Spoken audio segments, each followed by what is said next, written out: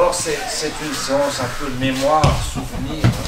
Donc je me souviens tellement de fois où je disais oui, il faut pas comme ça. C'est juste K et Mi.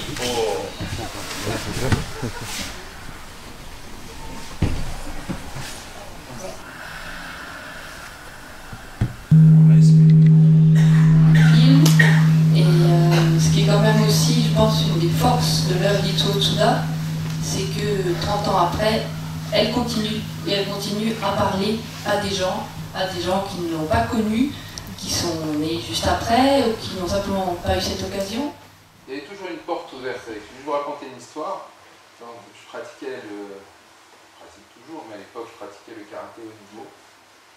J'étais chez un... Je pense qu'on est un peu des héritiers d'un trésor immense, mais dont la portée est inestimable.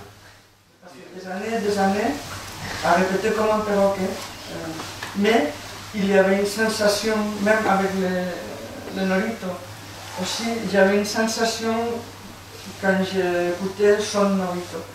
Alors ça m'a aidé aussi petit à petit à développer ma respiration parce que je voulais répéter cette sensation.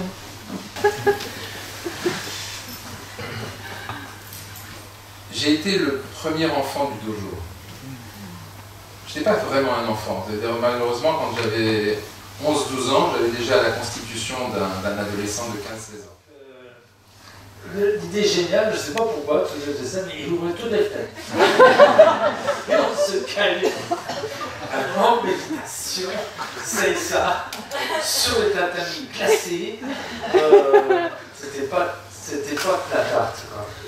Et voilà, et donc ça a été cette rencontre avec ce maître, et donc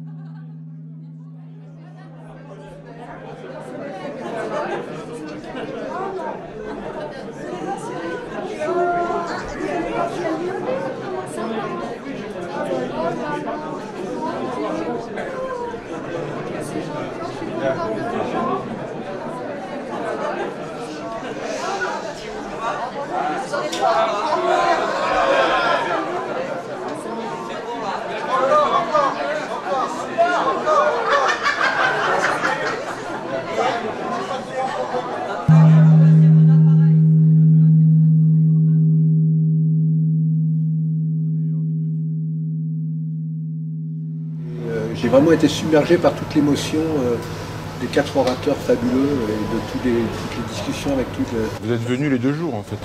Oui, c'est ça, oui, hier et aujourd'hui. D'accord.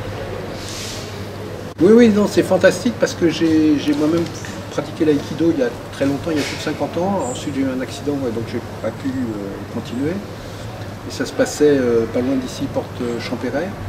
Et je regrette de ne pas avoir connu ce maître extraordinaire et cette générosité, ce partage. C'est énormément d'émotions. Merci beaucoup. Merci à nous, merci à vous.